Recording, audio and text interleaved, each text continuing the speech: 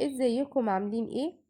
النهارده جايبه لكم وصفه هتاكلوا صوابعكم وراها حرفيا. هنعمل مع بعض النهارده كفته الدجاج احلى من طريقه المحلات. وهقول لكم كمان على سر خلطه الحاتي. هنعمل النهارده مع بعض حاجه كده من الاخر. بس قبل ما نبتدي الفيديو، لو اول مره بتشوفوني، انا اسمي سمر. ما تنسوش الاشتراك في القناه ولايك وشير لو عجبكم الفيديو. يلا بينا كده نبتدي مع بعض. معايا هنا نص كيلو من صدور الدجاج، وينفع وراك عادي.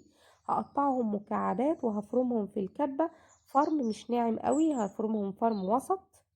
وبعد كده بعد ما افرمهم هنزل بيهم في الصينية اللي هعمل فيها التتبيلة. وهجيب بصلتين وسط وهفرمهم فرم ناعم جدا. بأكد على الفرم بتاع البصل هيبقى ناعم قوي. وبعد كده هصفي البصل اللي معايا ده، هصفيه بالمصفى. وهحتفظ بالمية اللي بتنزل منه دي، انا مش هرميها، هخليها في الطبق ده. وهستخدمها وانا بعمل الكفتة.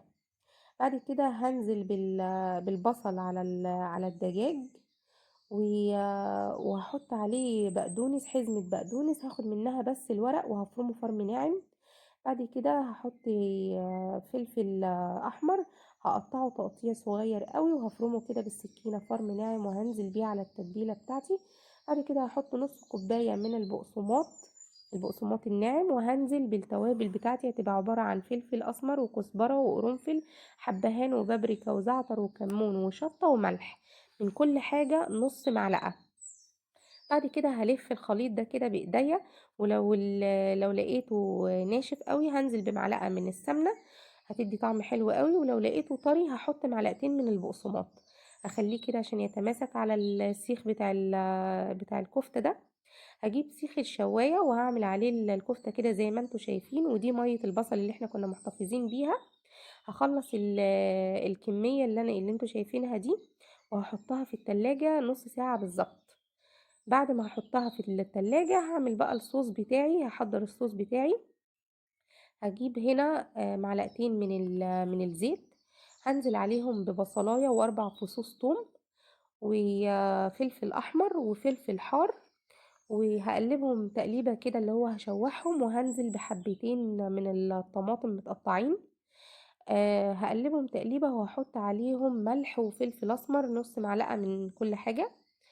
من الملح ومن الفلفل الاسمر هحط نص من ده ونص من ده. هغطيهم 3 دقايق لحد ما يتشوحوا كده بس مع بعض. وبعد كده هنزل عليهم بكوباية مية وهغطي عليهم تاني. وهسيبهم بالظبط حوالي 7 دقايق. بعد ال7 دقايق دول هيكونوا جاهزين معايا كده. هحطهم في الكبة، هفرمهم في الكبة وهرجع تاني للطاسة. هحط فيها معلقة واحدة من الزيت وفص واحد من الثوم مفروم. هحمره كده لحد ما يصفر. وبعد كده هنزل عليه ب3 معالق من الخل. بعد ما نزلت عليه بالخل هجيب الصوص بتاعي وهنزل بيه. واول ما الصوص يغلي كده، الصوص هيبقى جاهز معايا. هركنه على جنب وهطلع الكفتة من التلاجة. وهبتدي دلوقتي احط معلقتين من الزيت. وهنزل بصوابع الكفتة كده زي ما انتوا شايفينها.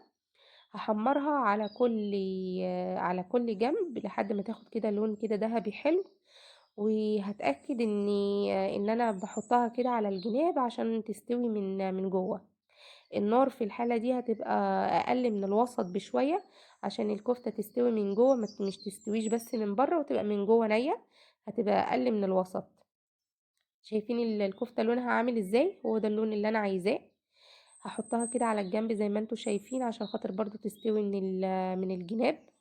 هخلص كمية الكفتة اللي انا محتاجاها في اليوم ده. ولو في حاجة فاضت معايا وهي نية كده، هحطها في الفريزر وتقعد معايا عادي. هعملها في اي يوم تاني.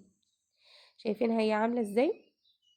هعمل جزء تاني من الكفتة دي عملت معايا حوالي بالظبط 22 صباع. انا مش مخلية الصوابع رفيعة، مخلية الصوابع تخينة زي ما انتوا شايفين عشان ما تبقاش ناشفة. هتبقى طرية معاكي كده من جوه وهتديكي طعم خرافي. هنا انا عملت رز ابيض. طبعا كلنا عارفين بيتعمل ازاي الرز الابيض.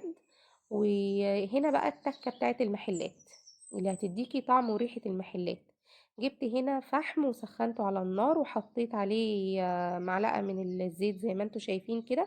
طبعا حطيته في ورق فويل وغطيت عليه بالصينية دي اللي انتوا شايفينها، صينية كده تكون كبيرة شوية بحجم الصينية اللي تحت عشان تاخد كل الحاجة جواها. هسيبهم 3 دقايق بالظبط لحد ما الدخان ده يخلص، وبعد كده هقدمه بقى بيكون طعم وريحة زي بتاعة المحلات بالظبط. تمام، هوريكم تاني. في الصينية التانية هعمل برضو نفس الخطوة دي. هجيب الفحم وهحط عليه الزيت وهسيبه لحد ما يدخن، وبعد ما يدخن هسيبه كمان 3 دقايق. اهم حاجة ان انت تسيبيه ال3 دقايق دول عشان الكفتة والرز عامة هياخد نفس الريحة بتاعة المحلات. شايفينها عاملة ازاي؟ بجد حاجة كده تحفة وجميلة وطعمها بجد كان خرافي. اتمنى ان انتوا تجربوا الوصفة دي وتعرفوني رأيكم في الكومنتات. ما تبخلوش عليا باللايك والشير والكومنت عشان اعرف بس رأيكم ايه. واشوفكم الفيديو الجاي على خير ان شاء الله.